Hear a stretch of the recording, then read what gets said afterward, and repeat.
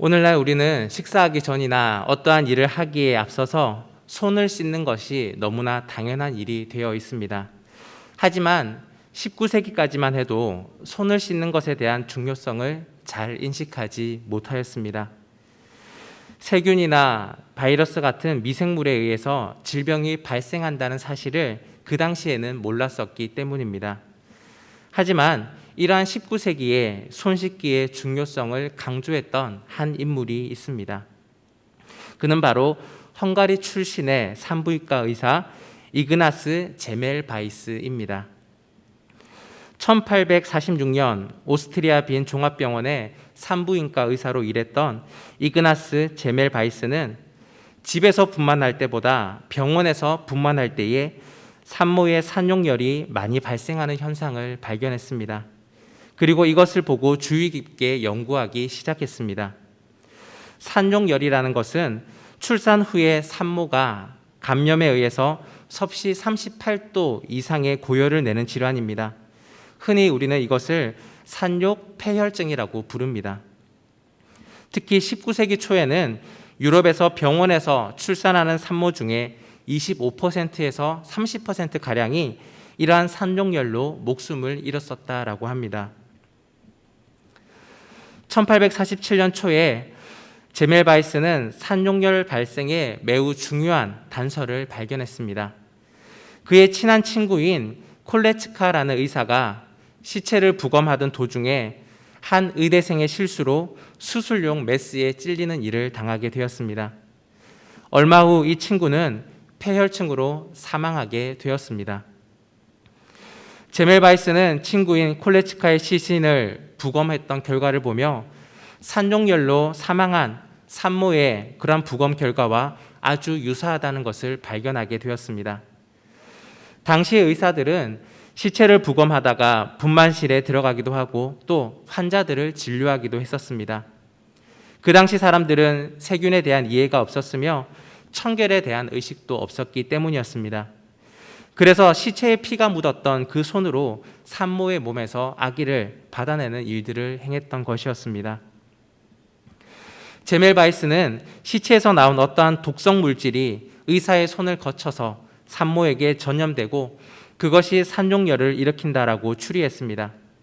그래서 그는 의사들에게 말하기를 분만실에 들어갈 때마다 항상 가지고 다니는 그러한 의료 장비들 그리고 손을 염소로 소독하고 비누로 깨끗이 씻도록 그렇게 말해야 했습니다. 그런데 이 방침은 아주 놀라운 결과를 가져오게 되었습니다. 산용열의 감염이 90% 이상 감소하게 되었던 것이었습니다. 이후에 1862년에 이르러서야 세균학자 파스테르가 미생물이 식품을 부패시킨다는 것을 밝혀냈고 미생물 소독법을 개발하게 되었습니다. 제멜바이스는 이러한 미생물에 의한 질병 전파가 밝혀지기 이전의 시대에 손 씻는 것 하나만으로 수많은 그러한 산모들, 임산부들의 생명을 보호하게 되었습니다. 자, 이렇게 손 씻는 것은 더러운 것과 전염성 세균으로부터 우리를 보호해주는 아주 중요하고 좋은 방법입니다. 여러분 어떻습니까? 요즘 우리는 손 씻기가 생활화되어 있습니다. 코로나19라는 무서운 질병이 우리 모두를 손 씻기 생활화의 시대로 인도하였습니다. 그리고 상황에 따라 손 씻기가 어려울 때에는 손소독제, 그리고 우리의 손소독제와 그리고 여러 가지 물품들로 우리의 손을 깨끗하게 합니다. 더불어서 여러분과 제가 착용하고 있는 이 마스크를 착용함으로써 세균으로부터 바이러스로부터 우리를 보호하고 있습니다. 덕분에 우리 주위에는 전염성 질환들이 많이 줄었습니다. 그리고 환절기가 되어도 감기 환자를 찾기가 요즘은 어렵습니다. 자, 여러분 손 잘 씻고 계십니까? 교회 오실 때 입장하실 때에 여러분 손 소독 다 하셨습니까? 잘 씻고 계시겠지만 여러분 혹시 올바른 손 씻기의 6단계 방법 알고 계십니까? 잘 모르시죠? 그럼 저와 함께 이 시간에 한번 실습해 보도록 하겠습니다. 자, 화면을 보시면은 6단계의 방법이 나와 있습니다. 자, 손을 앞으로 한번 내밀어 보십시오. 1단계입니다. 먼저 물과 비누를 이렇게 손에 묻혀서 1단계 손바닥을 이렇게 씻습니다. 2단계입니다. 손등을 씻어야 됩니다. 어떻게 씻을까요? 묻혔던 비누로 손등을 양쪽 다 깨끗이 씻습니다. 3단계는 손가락 사이를 씻습니다. 깍지를 끼셔서 깨끗이 씻습니다. 4단계, 이번에는 두 손을 모으는데요. 조금 다릅니다. 조금 어렵죠? 살짝 꼬아서 손가락, 또 반대로 이렇게 씻습니다. 다음은 잘 안 씻는 부위입니다. 엄지손가락 올리시고 손가락을 펴서 감싸서 이렇게 돌려가면서 씻습니다. 반대 손가락도 마찬가지입니다. 마지막 6단계입니다. 정말 안 씻는 부위입니다. 여러분 손톱 밑에 있는 부분인데요. 손바닥을 펴서 손톱을 세우고 이렇게 위아래로 또 옆으로, 엄지손가락도 마찬가지입니다. 또 반대로. 자, 잘 하실 수 있겠죠? 자, 이렇게 깨끗하게 여러분의 손을 청결하게 유지하십시오. 그렇다면 세균과 그리고 코로나19와 여러 가지 바이러스로부터 여러분을 보호해 줄 것입니다. 자, 그러면 이제 우리는 이런 세균으로부터 보호하는 방법은 잘 배웠습니다. 그렇다면 부정과 죄로부터 우리를 보호하는 방법은 무엇일까요? 우리 함께 성경 말씀 속에서 그 답을 찾아보기 원합니다. 이제 성경 속으로 들어가 보겠습니다. 오늘의 설교의 제목은 정결하게 하는 물입니다. 함께 읽었던 성경 본문은 정결하게 하는 물을 만드는 방법, 그리고 이 물의 사용처를 이야기하고 있습니다. 민수기 19장 전체에는 죽은 사람의 시체에 접촉함으로 부정하게 된 사람을 정결하게 하는 그러한 물의 제조 방법이 1절부터 10절까지 기록되어 있고, 또한 시체에 접촉한 사람이 그 물을 사용하는 방법이 11절부터 19절까지에 기록되어 있습니다. 그리고 부정하게 되었음에도 불구하고 정결 예식, 깨끗게 함을 하지 않은 사람에 대한 경고가 20절에 기록되어 있습니다. 하나님은 왜 이렇게 특별한 물, 특별한 방법을 사용하셔서 우리에게 지키라고 말씀하셨을까요? 그것은 이스라엘 백성에게 이것이 필요했기 때문입니다. 이스라엘 민족이 하나님과 함께 거주하기 위해서는 그들 중에 있는 부정한 것들을 제거하고 정결한 모습으로 살아가야 했습니다. 그래서 하나님께서는 이스라엘 백성에게 정한 것과 부정한 것들에 대해서 미리 알려주셨습니다. 그리고 부정한 것들로부터 자신을 지키고 보호하는 정결한 방법을 일러주셨습니다.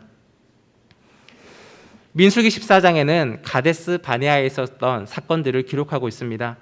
이스라엘 민족이 하나님 앞에 반역했던 일이었습니다. 하나님은 모세를 통하여서 12지파의 대표들을 뽑아서 가나안 땅을 정탐하게 하였습니다. 그런데 그 12명 중에 10명의 정탐꾼들이 가나안 땅에서 돌아온 후에 부정적인 이야기를 백성들에게 하기 시작했습니다. 정탐꾼들의 이야기를 들었던 수많은 이스라엘 백성들은 하나님을 원망하는 사건이 벌어지게 되었습니다. 이러한 불신앙의 사건을 통해서 하나님은 그 벌로 이스라엘 자손의 20세 이상 성인들을 광야에서 모두 죽게 하셨습니다. 또 민수기 16장에는 고라 자손의 반역의 사건이 기록되어 있습니다.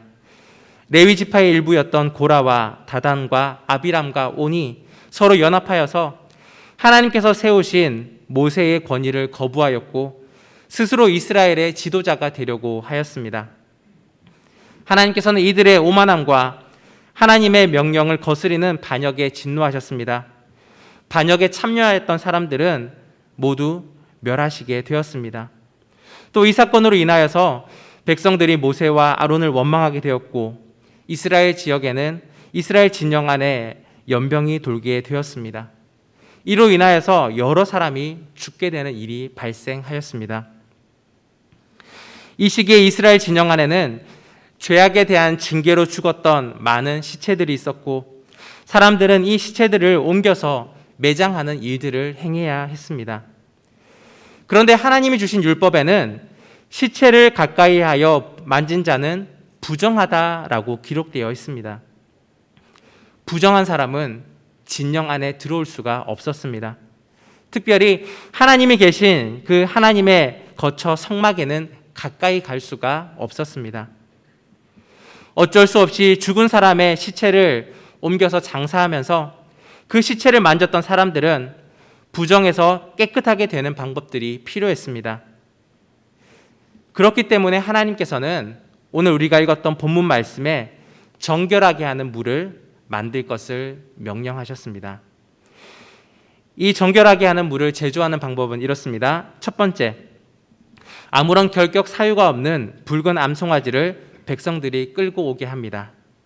두 번째, 아론의 아들 엘르아살의 감독하에 진영 밖에서 암송아지를 잡습니다.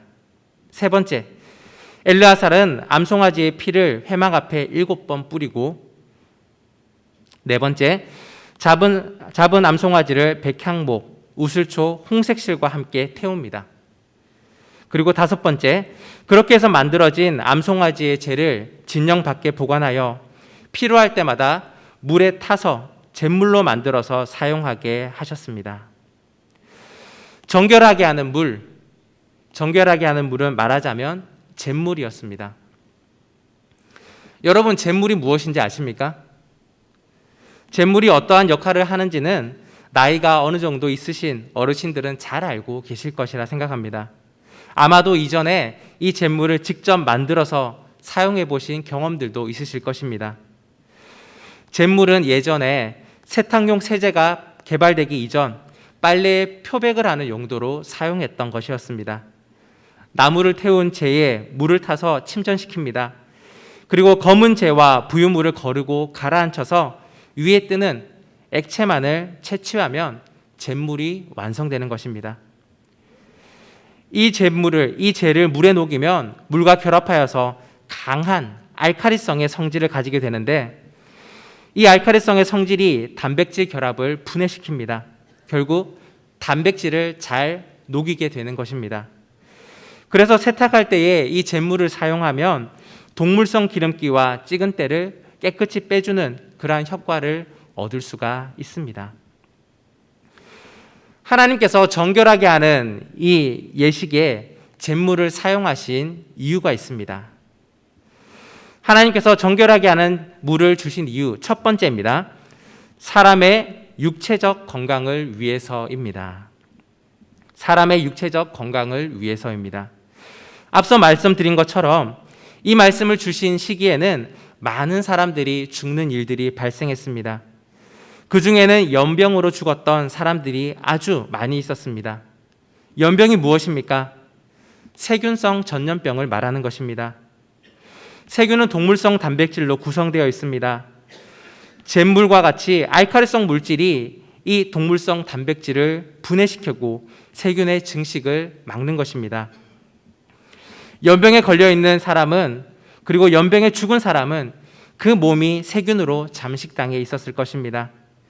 이 죽은 사람의 시신을 치우려고 그 몸에 손을 대었던 사람, 그 손에는 연병으로 죽었던 그 사람을 죽게 하였던 동일한 세균이 묻어 있었을 것입니다.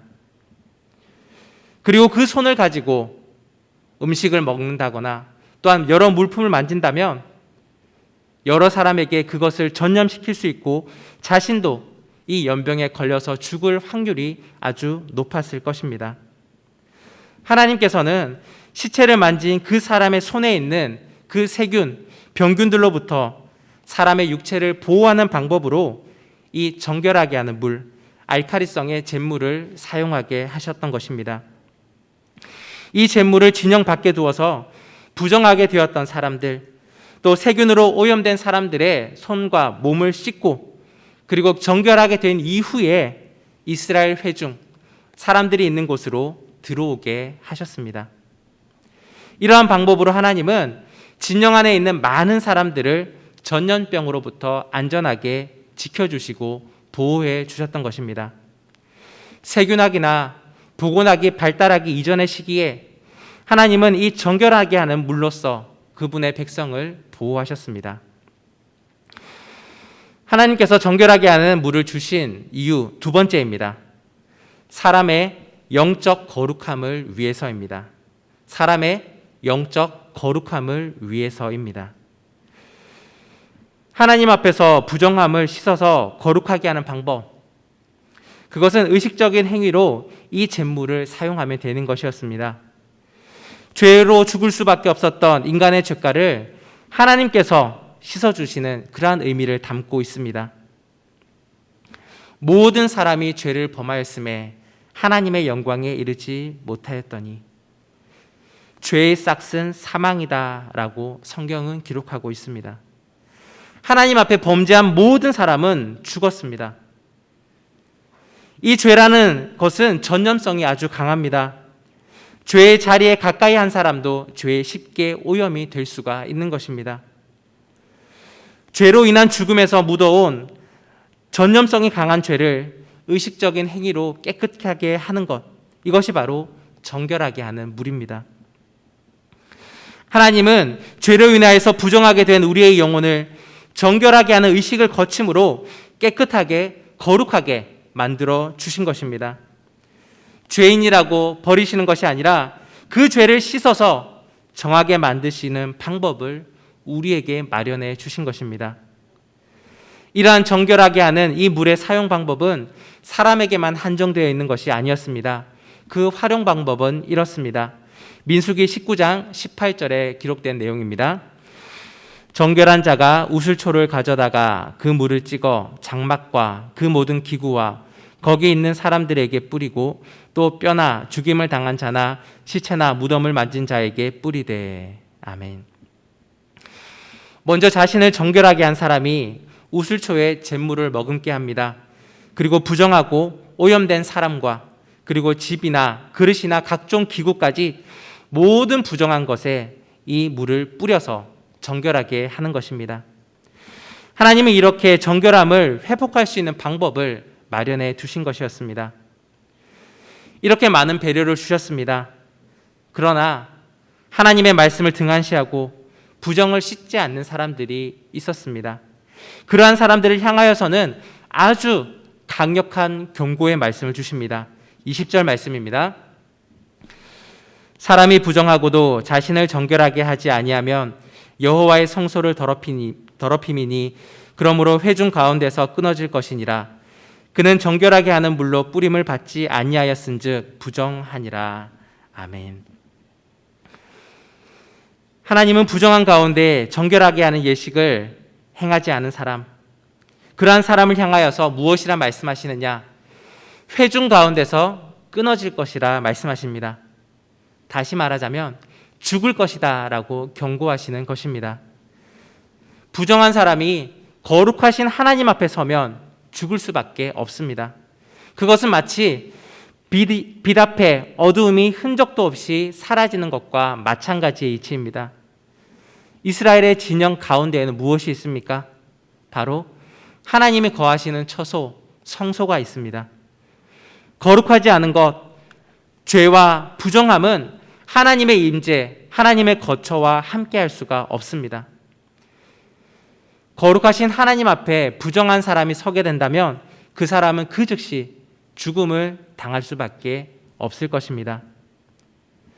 하나님의 백성에게 있어서 가장 필수적인 요건, 하나님의 백성의 가장 필수 요건은 바로 정결함이었습니다. 하나님과 함께 거하려면 반드시 정결해야 합니다. 그리고 그 정결함을 획득하고 유지하는 길은 하나님께서 일러주신 방법밖에는 없습니다. 사람의 그 어떤 노력이나 행위로도 그 정결함을 얻을 수가 없는 것입니다.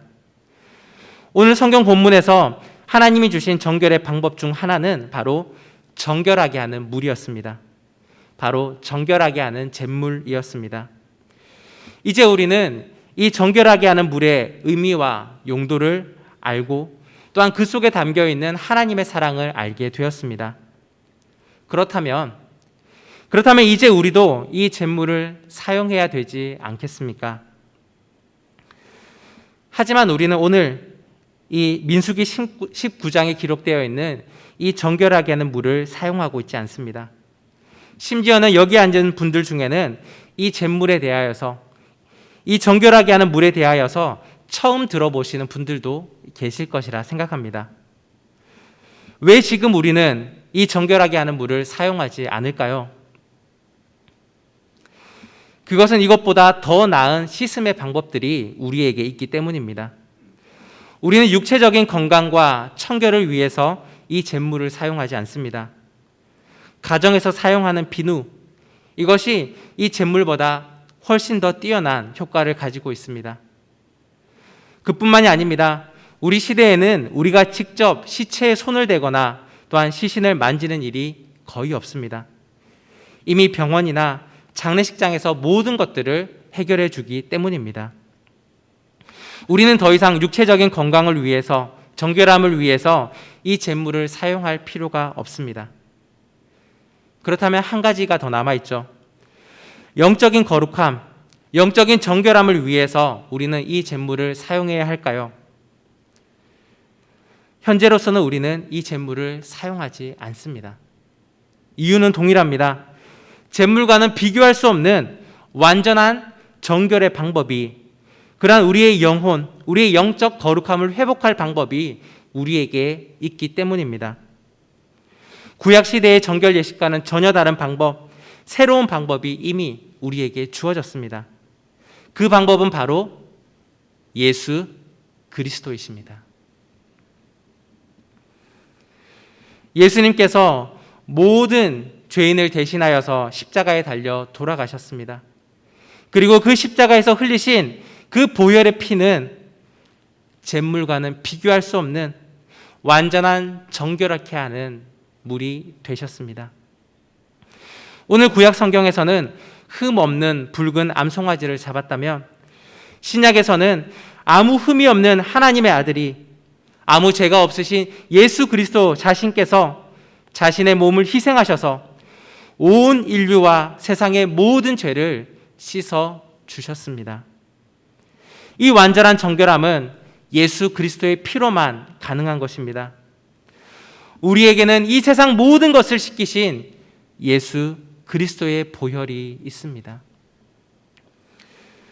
예수 그리스도께서 하나님의 아들이심을 믿고 또 그분의 대속 죽음과 보혈의 능력을 의지하는 모든 자는 죄사함의 은혜, 정결함의 은혜를 받게 되는 것입니다.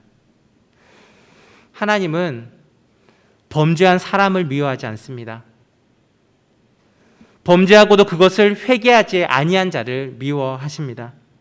그리고 모든 사람에게 죄로부터 정결하게 되는 길들을 열어두셨습니다. 하나님께서 열어두신 이 방법대로 죄사함을 받는다면 하나님은 그 죄를 용서해 주시고 정결하다라고 인정해 주십니다. 로마서 3장 23절에서 24절까지의 말씀입니다. 모든 사람이 죄를 범하였음에 하나님의 영광에 이르지 못하더니 그리스도 예수 안에 있는 속량으로 말미암아 하나님의 은혜로 값없이 의롭다 하심을 얻은 자 되었느니라. 아멘. 성경은 기록하기를 모든 사람은 죄를 짓고 살아간다라고 말하고 있습니다. 아무리 큰 죄를 범한 자라 할지라도 하나님의 법도와 뜻에 따라 회개하면 용서해 주신다라고도 말씀하고 있습니다. 하나님께서는 그리스도 안에서, 다른 곳이 아닙니다, 그리스도 안에서 속량함을 받은 자를 의롭다라고 말씀해 주십니다. 그러나 아무리 조그만 죄를 지은 사람이라도 회개하지 않는 사람은 그 죄에 합당한 죄의 결과, 징계를 받게 될 것입니다. 왜냐하면 하나님은 죄를 싫어하시고 죄와 함께 거하기를 거부하시는 분이시기 때문입니다. 거룩한 하나님은 죄와 함께하지 않으십니다. 죄를 지닌 사람은 하나님으로부터 멀어질 수밖에 없으며 그 죄를 가지고는 결코 하나님 앞으로 가까이 나아갈 수가 없습니다. 하나님의 방법에 의해 죄를 해결받지 못한 사람은 하나님으로부터 멀어진, 생명의 근원인 하나님으로부터 멀어진 죽음에 이를 수밖에 없습니다. 그것이 바로 죄에 싹신 사망, 죄의 결과인 죽음인 것입니다.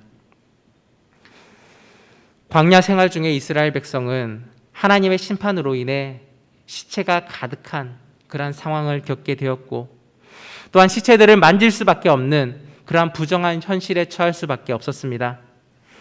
그러나 하나님은 자기 백성을 사랑하시고 또 오래 참으시고 용서하시는 분이셨습니다. 자신의 백성들이 정결하게 하는 방법을 위해 정결하게 하는 물을 그들에게 주셨습니다. 그러나 끝까지 회개치 아니하는 부정한 자들은 회중 중에서 끊어버리겠다라고 선포하셨습니다. 사랑하는 여러분, 우리 또한 하나님의 사랑과 하나님의 오래 참으심을 바라보며 우리 속에 있는 죄, 모든 더러운 것을 회개하며 예수 그리스도의 피로 씻음을 받아야 합니다.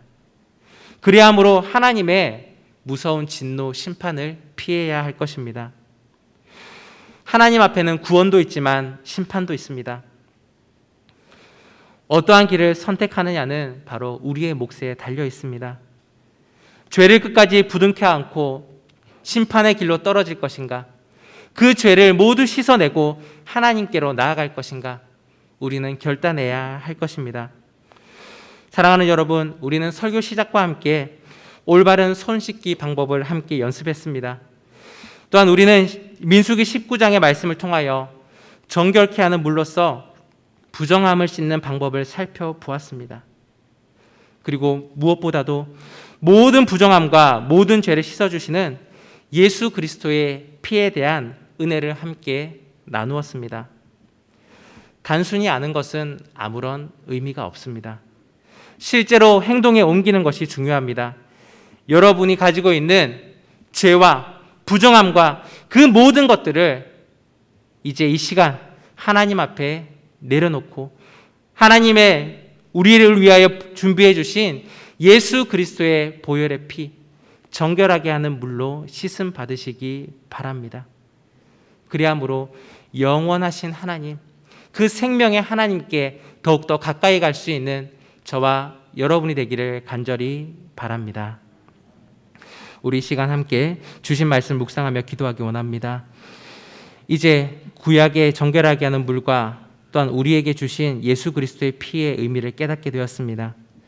하나님의 은혜를 의지하며 주님의 백성으로서 끊어지지 아니하는 하나님 나라의 백성으로 살겠습니다라는 결단과 함께 우리의 죄가를 내어놓고 하나님의 깨끗한 백성으로 살아가기를 결단하는 우리의 기도를 하나님께 올려드리겠습니다.